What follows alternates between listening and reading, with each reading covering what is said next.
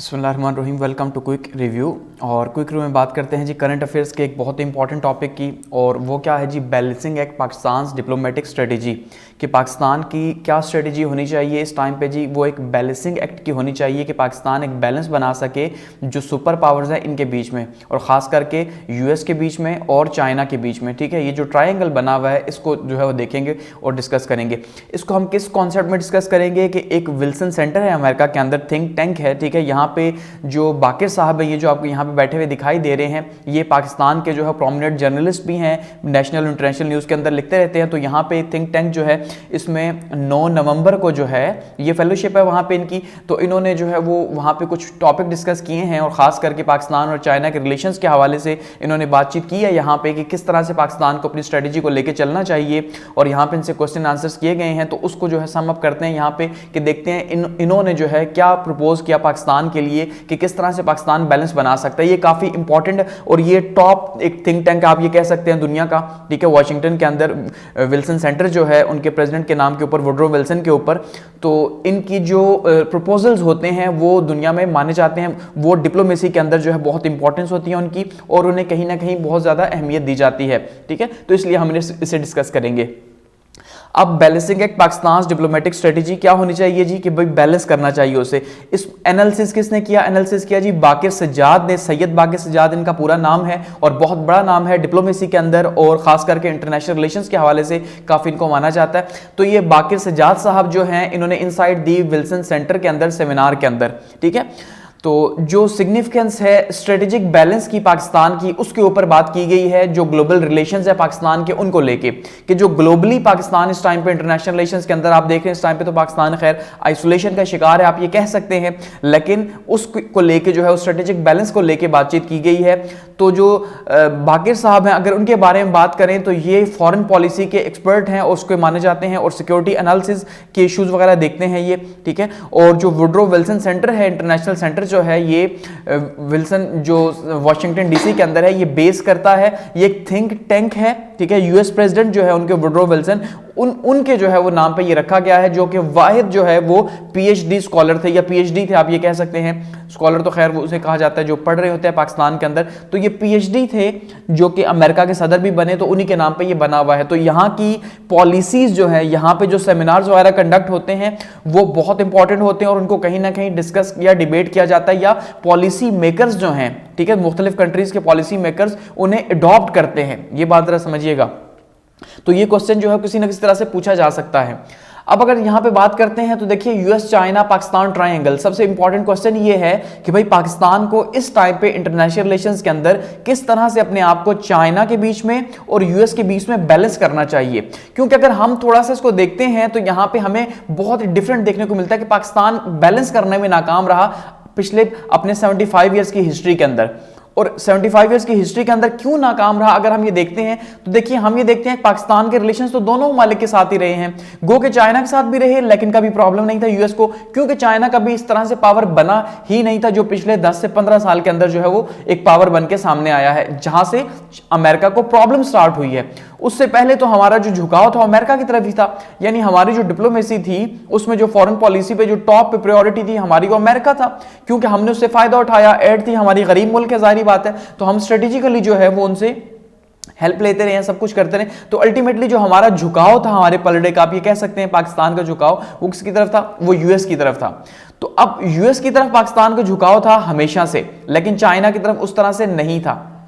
लेकिन अब अगर हम बात करते हैं ये ट्रायंगल की, तो अब ये ऐसे नहीं चल सकती, अब इसके लिए बहुत से प्रॉब्लम्स हैं, और खास करके पिछले 2 साल में ही आप देख लें तो आपको अंदाजा हो जाएगा कि पाकिस्तान के अंदर जो कुछ हो रहा है वो इसी ट्रायंगल की वजह से हो रहा है। क्योंकि पाकिस्तान को इस टाइम पे जो है खींचा जा रहा है चाइना की तरफ से भी, ठीक है, और खींचा जा रहा है यूएस की तरफ से भी। तो ऐसे में ये जो बैलेंस है, इस इक्वेशन का बैलेंस करना, ठीक है, ये बहुत इंपॉर्टेंट है, ये याद रखिएगा, बहुत इंपॉर्टेंट है इस टाइम पे पाकिस्तान के लिए। और इसी सेमिनार के अंदर यही सारी बातें की गई हैं कि कैसे पाकिस्तान बैलेंस कर सकता है, क्योंकि पाकिस्तान पिछले कुछ टाइम से जो है वो चाइना की तरफ उसका झुकाव हमें ज्यादा देखने को मिल रहा है। पहले अमेरिका की तरफ था, फिर अब हमें चाइना की तरफ ज्यादा देखने को मिल रहा है। क्यों? सीपैक हम कर रहे हैं, सीपैक जैसे प्रोजेक्ट हो रहे हैं, इसी तरह से हमारी इकोनॉमी जो है वो उसके अंडर है, इसी तरह से हम जो लोन्स ले चुके हैं, डेट बर्डन का शिकार है हम चाइना के, तो इस वजह से हम चाइना से भी दूर नहीं हो सकते। वहीं पे ये बात अमेरिका को बिल्कुल पसंद नहीं है, क्योंकि ये अमेरिका के इंटरेस्ट के खिलाफ है। अब असल में प्रॉब्लम ये है कि दोनों सुपर पावर्स हैं, ये अपने अपने इंटरेस्ट के लिए जो है वो एंगेज कर रही हैं दुनिया के मुख्तलिफ ममालिक को अपने साथ। तो अब ऐसे में पाकिस्तान जैसे ममालिक के लिए बहुत मुश्किल है कि वो ये कह सके इनकी आंखों में आंखें डाल के कि भाई हमारे लिए जो सबसे इंपॉर्टेंट है वो क्या है, वो नेशनल इंटरेस्ट सबसे इंपॉर्टेंट है। ठीक है, तो नेशनल इंटरेस्ट में हम जो है वो आपके साथ भी ताल्लुकात रखेंगे, आपके साथ भी रखेंगे, लेकिन क्योंकि जाहिर बात है पाकिस्तान एक कमजोर मुल्क है तो ये चीजें इतना आसान नहीं है। तो ये जो ट्रायंगल बना हुआ है इस टाइम पे, ठीक है, यानी कि पाकिस्तान इस ट्रायंगल के बीच में है और एक साइड पे जो है वो चाइना है और दूसरी साइड पे जो है वो अमेरिका है और इसके बीच में जो है अब ये खींचातानी लगी हुई है। तो अब ये टाइम है पाकिस्तान के लिए कि पाकिस्तान को डिसाइड करना होगा, और पाकिस्तान ये डिसाइड तो किसी सूरत नहीं कर सकता कि भाई वो अमेरिका के पास दोबारा से चला जाए या चाइना की तरफ झुक जाए, ये पॉसिबल नहीं है। यानी झुका हुआ पाकिस्तान के लिए पॉसिबल नहीं है, पाकिस्तान एक ऐसे डायमेंशन में आके खड़ा हो चुका है, तो बैलेंस ही पाकिस्तान के पास ऑप्शन है। इसमें वो क्या कहते हैं जी, इसमें उन्होंने कुछ स्ट्रेटजीज को डिस्कस किया है, खास करके कैलिब्रेटेड हेजिंग कॉन्सेप्ट जो है, ये उनका एक बुक भी है, तो उसको लेके उन्होंने डिस्कस किया कि किस तरह से जो है ये, इसको हम आगे डिटेल से डिस्कस करेंगे कि कैलिब्रेटेड हेजिंग क्या है, कि भाई किस तरह से हम बॉर्डर बना के, बाउंड्री बना के, ठीक है, बाउंड्री वॉल बना के एक जो है वो इस तरह से रिलेशन रख सकते हैं कि हम एक दूसरे की प्राइवेसी का ख्याल भी रखें, यानी सोवरेनिटी का, ठीक है, सोवरेनिटी का ख्याल भी रखें, और हम इस रिलेशनशिप को, इस दोस्ती को लॉन्ग टर्म में आगे लेके भी जाएं। इसका मतलब ये है कैलिब्रेटेड हेजिंग का, ठीक है। तो ये एक स्ट्रेटजी इन्होंने जो है वो इंट्रोड्यूस करवाई है, और इसी के साथ साथ एक दूसरी स्ट्रेटजी उन्होंने कहा कि भाई ये जो कैलिब्रेटेड हेजिंग है, ठीक है, कि हम एक दूसरे से फायदा तो उठा रहे हैं, हम बैलेंस तो कर सकते हैं, लेकिन इसमें हम शायद वो उस लेवल पे नहीं जा सकते जिसमें हम हेजिंग प्लस पे जा सकते हैं। हेजिंग का मतलब होता है एक बाड़ लगाना, ठीक है, तो एक बाड़ हम इस तरह से लगाएं कि भाई एक बाड़ तो एक ही होगी, दो पड़ोसी होंगे, एक साइड पे होगा, एक साइड पे होगा, तो हम बाड़ इस तरह से लगाएं कि हमारे रिलेशंस भी रहें लेकिन हमारा फासला भी रहे। बात समझ रहे हैं ना? बाड़ का मतलब ये होता है, देखिए बाढ़ पाकिस्तान में अगर हम कॉन्सेप्ट लेते हैं, लेट सपोज, इसको जरा समझिएगा आप, अगर हम बाढ़ का कॉन्सेप्ट लेंगे, एक घर है, ठीक है, इस घर में ये एक साथ में दूसरा घर है, दो घर हैं और इनके बीच में एक बाढ़ लगी हुई है, यहां पे ये एक दीवार छोटी सी लगी हुई है, ठीक है। अब ये लगी हुई है, इसका मतलब ये घर अपना है, इसकी सोवरेनिटी, इसके कस्टम, इसका कल्चर, इसका सब कुछ जो है वो अपना है, प्रायोरिटीज अपनी है, इस घर की प्रायोरिटीज अपनी है, ऐसा ही है। लेकिन इसका मतलब ये नहीं है कि ये पड़ोसी हैं, ये एक दूसरे से बिल्कुल दूर तो नहीं रह सकते। इसका मतलब ये है कि इनके कुछ ना कुछ कॉमन इंटरेस्ट भी मौजूद हैं, स्ट्रेटेजिक इंटरेस्ट मौजूद हैं। स्ट्रेटेजिक इंटरेस्ट क्या है कि ये भी चाहता है मेरी सिक्योरिटी हो, ये भी चाहता है मेरी सिक्योरिटी हो, ये भी चाहता है मेरी इकोनॉमी ग्रो हो, ये भी चाहता है मेरी इकोनॉमी ग्रो हो, ये भी चाहता है कि मैं जो है वो इस पर डिपेंडेंट हो सकूं कि वो मेरे पड़ोसी है, तो जाहिर बात है इससे फायदा ले सकूं, और ये भी चाहता है। तो इसका मतलब ये है कि दोनों के इंटरेस्ट भी हैं।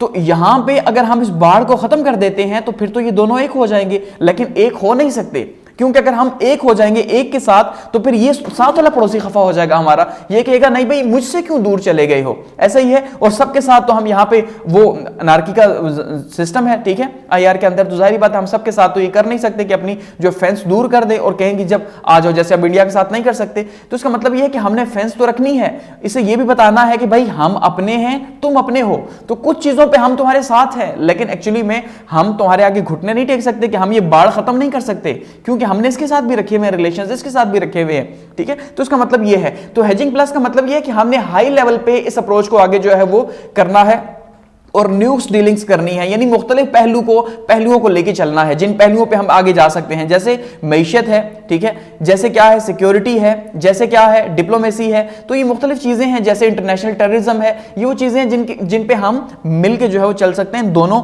के साथ। अब हिस्टोरिकल टाइज की अगर हम बात करते हैं, हिस्ट्री के अंदर तारीखी तौर पे ग्लोबल पावर्स में क्या रहा, तो देखिए ये जो स्ट्रेटेजिक रिलेशंस है ना, स्ट्रेटेजिक रिलेशंस की अगर हम बात करते हैं तो ये स्ट्रेटेजिक रिलेशंस का जो कॉन्सेप्ट है ये एक्चुअली में 1950s के बाद स्टार्ट हुआ, ठीक है। जब कोल्ड वॉर थी तो उस टाइम पे हमने देखा, जिस टाइम पे इंटरनेशनल रिलेशंस डेवलप होना स्टार्ट हुए, तो कोल्ड वॉर में हमें स्ट्रेटेजिकली जो है वो किसी न किसी एक ब्लॉक की तरफ जाना पड़ता, बैलेंस बनाना पड़ता, ठीक है। बैलेंस में हमें क्या होता कि या तो यूएस की तरफ जाते या चाइना की तरफ जाते, तो ये दोनों मालिक जो है वो क्या कर रहे थे, दुनिया को अपनी तरफ खींच रहे थे। तो दुनिया कोशिश कर रही थी बीच में कि हम, जैसे इंडिया ने कहा कि भाई हम जो है वो न्यूट्रल हैं, हम रशिया के साथ भी रहेंगे और हम यूएस के साथ भी रहेंगे, तो एक बैलेंस था। लेकिन फिर भी दोनों मालिक खुश नहीं थे इस बात के ऊपर कि भाई बैलेंस क्यों रखा हुआ है, इसलिए हमें कोई ना कोई ब्लॉक ज्वाइन करना पड़ता था। तो अब ये हम आ गए हैं 21st सेंचुरी के अंदर, और 21st सेंचुरी की डिमांड ये है कि आपने ब्लॉक पॉलिटिक्स जो है उससे निकलना है।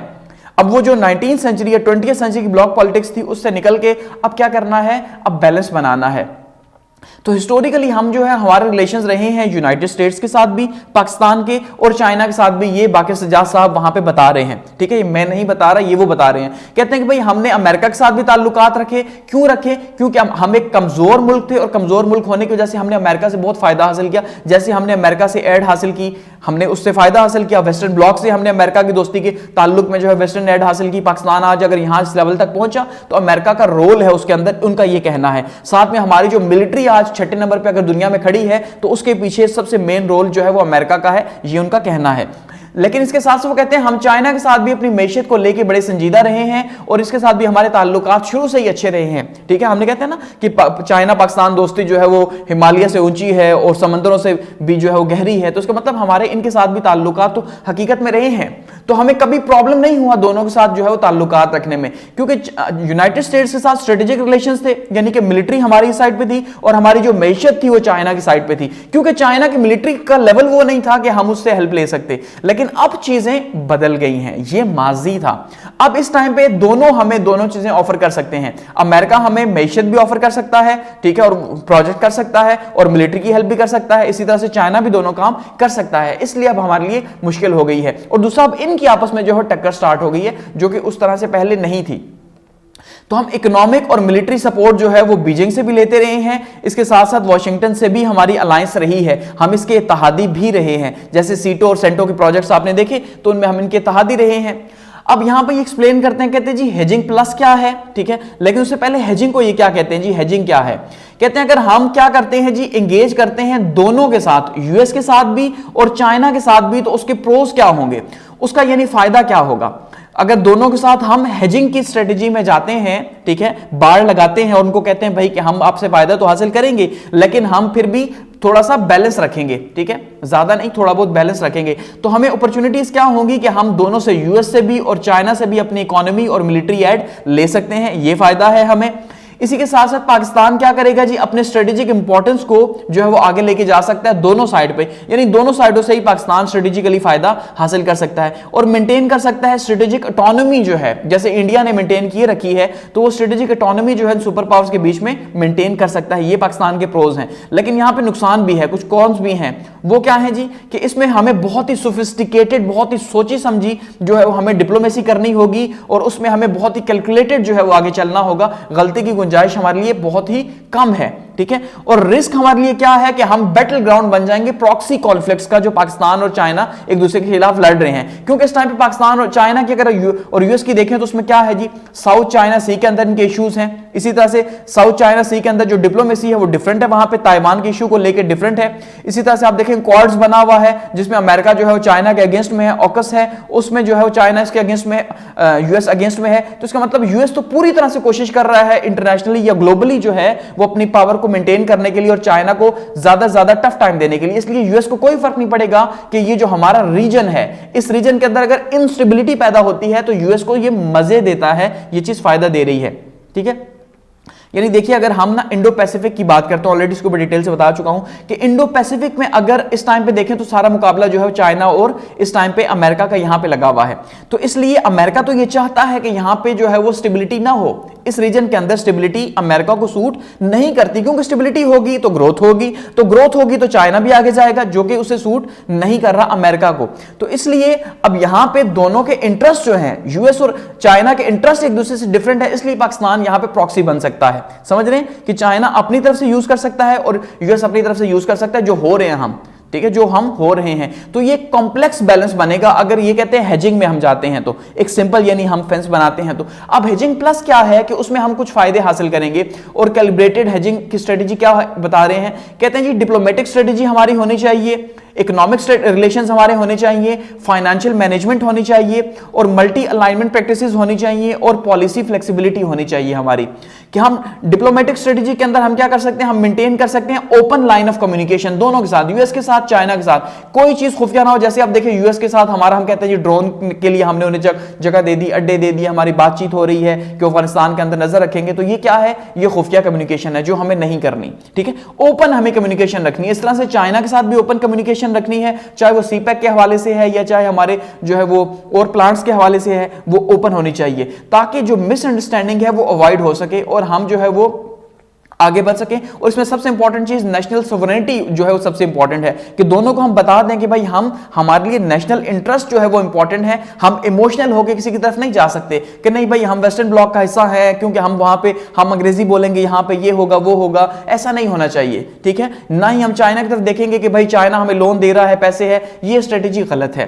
बैलेंस की स्ट्रेटेजी है वो है। इसी तरह से इकोनॉमिक रिलेशंस में हम दोनों को एंगेज कर सकते हैं, इकोनॉमिक प्रोजेक्ट्स चाइना से भी ले सकते हैं, जैसे बीआरआई यहां पे काम कर रहा है, यानी सीपेक के थ्रू हम काम कर रहे हैं, उसी को हम आगे लेके चले। इसी तरह से हम वेस्ट से भी इन्वेस्टमेंट्स ले सकते हैं और यहां पे उससे फायदा भी हासिल कर सकते हैं वेस्ट के इन्वेस्टमेंट से। तो हम डाइवर्सिफाई कर सकते हैं इकोनॉमिक पार्टनरशिप को, ठीक है, ये हेजिंग प्लस है। इसी तरह से फाइनेंशियल मैनेजमेंट के अंदर जो है वो हम मैनेज कर सकते हैं चाइनीज लोन को, जो बहुत इंपॉर्टेंट है उनके अकॉर्डिंगली, सजाद सईद के अकॉर्डिंगली, कि ये क्या है जी, बाकी सईद के अकॉर्डिंगली इंपॉर्टेंट है। क्यों है? क्योंकि अगर हम लोन डिप्लोमेसी के अंदर आ गए तो हम चाइना के इस ट्रैप से बाहर नहीं आ सकेंगे, जिसे डेट ट्रैप डिप्लोमेसी का नाम दिया गया है, ठीक है। तो चाइना जैसे कि छोटे छोटे मालिक को कर्ज दे के उनको फिर जो है वो फंसा लेता है, ये इसके ऊपर इल्जाम है। तो हमें एक तो इसको मैनेज करना चाहिए इस हेजिंग प्लस के अंदर, ताकि हम ब्लैकमेल ना हो सके।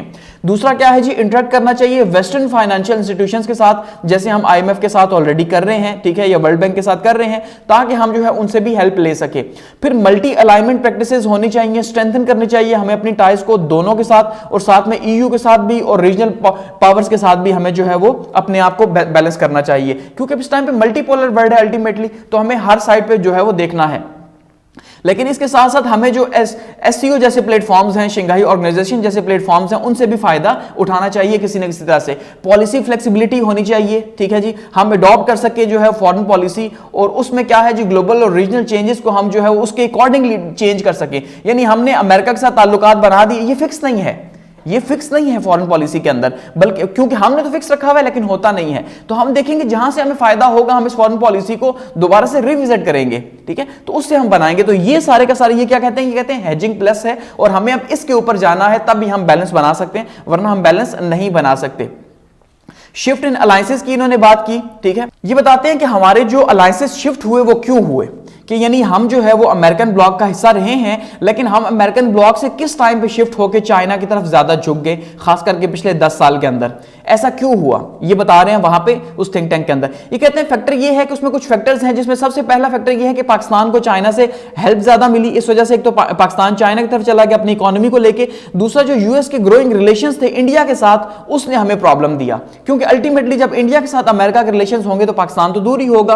तो कहा कि ये एक वजह बनी, हमारा जो रिलेशन है वो शिफ्ट हुआ, ठीक है। लेकिन अब हमें क्या है, अब हमें पॉजिटिव रिलेशंस रखने हैं दोनों के साथ, वॉशिंगटन के साथ भी और बीजिंग के साथ भी, कि दोनों के साथ मिलके हमें रखने हैं, तब भी जो है वो ये प्रॉब्लम सॉल्व होगा। स्ट्रेटेजिक एंगेजमेंट्स हमें करनी है, ठीक है, और अलायंसेस बिल्ड करनी है, ठीक है जी। अलायंसेस को हमें बिल्ड करना है दोनों के साथ, चाइना के साथ भी और यूएस के साथ भी, और स्ट्रेटेजिक अलायंसेस बिल्ड करने हैं ताकि वो दो तरफा जो है ताल्लुकात पर मबनी हो, नेशनल इंटरेस्ट पर जो है वो मबनी हो। फिर ये कहते हैं रिकमेंडेशंस क्या हैं पाकिस्तान के लिए, कि पाकिस्तान क्या करे। पाकिस्तान सबसे पहले क्लैरिटी लेके आए, और ये सबसे बड़ा प्रॉब्लम है पाकिस्तान का, हर गरीब मुल्क का खैर प्रॉब्लम है, पाकिस्तान का भी प्रॉब्लम है, कि हमेशा लीडरशिप क्या करती है, खुफिया तौर पे उनके अलाइनमेंट तो होती है दूसरे ममालिक के साथ, लेकिन वो ओपनली इस चीज को डिस्कस नहीं कर सकते, क्योंकि जो पब्लिक प्रेशर है वो ज्यादा होता है, इस वजह से कोई भी एक्सेप्ट नहीं करता। यानी अब हमारे लीडर्स क्या करेंगे, अमेरिका में जाके वहां पे और उनके बयान होंगे उनको खुश करने के लिए, चाइना में जाके और बयान होंगे उनको खुश करने के लिए, लेकिन ओपनली डिस्कस नहीं करेंगे, क्योंकि जाहिर बात है जो पब्लिक ओपिनियन है वो अमेरिका के हक में कभी भी नहीं रहा हमेशा, क्यों, मजहबी जमातों की वजह से, समझ रहे हैं। तो क्लैरिटी होनी चाहिए, इकोनॉमिक स्टेबिलिटी होनी चाहिए, ठीक है, और डिप्लोमेटिक एजिलिटी होनी चाहिए इसके अंदर, कि हम जब भी चाहें चीजों को चेंज कर सके, और की कंपोनेंट्स के ऊपर हम स्ट्रेटेजी को आगे लेके जा सके, और फोकस करना चाहिए स्ट्रेटेजिक एंगेजमेंट्स के ऊपर, ताकि हम इन ग्लोबल प्लेयर्स के साथ मिलकर आगे बढ़ सके। रोल ऑफ इकोनॉमिक स्टेबिलिटी जो है ये सबसे इंपॉर्टेंट है। इसमें बताते हैं कि इस टाइम पे अगर हम पाकिस्तान के एंड पे देखते हैं, देखिए हमें ना चाइना के एंड पे देखना है चीजों को, ना जो है वो अमेरिका के एंड पे देखना है, ये बात कह रहे हैं बाकिर साहब, ठीक है। कहते हैं हमें इस टाइम पे चीजों को देखना है पाकिस्तान के एंगल से, क्योंकि हम अगर हम जो अमेरिका की लेंस से देखेंगे तो जाहिर बात है हमें चाइना बुरा लगेगा, तो हम कहेंगे हमने इसके साथ ताल्लुकात रखने हैं। लेकिन जब हम चाइना की लेंस से देखेंगे तो हमें अमेरिका जो है वो बुरा लगना शुरू हो जाएगा। तो प्रॉब्लम यह है कि हमने इनकी लेंस से नहीं देखना, हमने पाकिस्तान की लेंस से देखना है। तो जब हम पाकिस्तानी ग्लासेस से देखेंगे तो हम ये देखेंगे कि हमारा इस टाइम पे क्राइसिस है कि हम मैशत में जो है डिफॉल्ट पे हैं, हम तबाही के दहाने पे खड़े हैं। इसका मतलब यह है कि हमें अपने आप को देखना है और हमें यह देखना है कि हमारी मैशत इस टाइम पे हमारे लिए रिस्क में है, तो हम अल्टीमेटली मैशत के लिए चाइना की तरफ जा सकते हैं। और दूसरी साइड पे हम ये देख सकते हैं कि भाई हमारा डिफेंस भी हमें चाहिए इंडियन फैक्टर की वजह से या रीजनल जो इंस्टेबिलिटी है उसकी वजह से, तो हम अमेरिका की तरफ भी जा सकते हैं। तो पाकिस्तान की लेंस से हमें दोनों की जरूरत है। हकीकत यह है मॉडर्न टेक्नोलॉजीज की हमें जरूरत है तो हम अमेरिका की तरफ जाएंगे, जाहिर बात है, ठीक है। इकोनॉमी की तरफ जाएंगे तो चाइना की जरूरत है। तो हमें क्या करना होगा, हमें दोनों के साथ, यूएस के साथ भी और चाइना के साथ भी जो है वो हमें चीजों को आगे लेके चलना होगा और इकोनॉमिक स्टेबिलिटी हमें देखनी होगी और म्यूचुअल जो कंसर्न्स हैं उनको आगे लेके चलना होगा और हमें प्रायोरिटाइज करना होगा इकोनॉमिक डेवलपमेंट को, क्योंकि सबसे इंपॉर्टेंट चीज इस टाइम पे हमारे लिए ये है, ये कहना है उनका। तो एट एंड कंक्लूड करते हैं। तो समरी अगर हम दें तो जो बाकी सजाद साहब हैं इनकी जो रिकमेंडेशंस है पाकिस्तान के लिए कि डिप्लोमेटिक जो है वो स्ट्रेटजी हमारी अडॉप्ट करनी चाहिए पाकिस्तान को, ठीक है। और हमें क्या करना चाहिए, फ्लेक्सिबल अप्रोचेस जो है वो रखनी चाहिए, ये सबसे इंपॉर्टेंट है। ये जो फ्लेक्सिबल अप्रोच है ये सबसे इंपॉर्टेंट है, यही हमें जो है वो क्या करेगी, बैलेंस बना के देगी। तभी हम जो है वो बैलेंस रख सकते हैं चाइना के साथ और अमेरिका के साथ, अदरवाइज हम बैलेंस नहीं रख सकते। जबकि हमारे पास ये ऑप्शन किसी भी सूरत नहीं है कि हम किसी एक की तरफ जाएं। तो ये वहां पे थिंक टैंक्स के अंदर बातें की गई हैं और जो कि बहुत इंपॉर्टेंट बातें हैं। तो ये आपसे क्वेश्चन पूछा जा सकता है कि भाई कैसे बैलेंस किया जाए, तो आप इसको जो है वो कॉपी कर सकते हैं वहां पे रेफरेंस के तौर पे और बता सकते हैं कि भाई हमें इस तरह से इसे कॉपी करना चाहिए। Thanks for watching.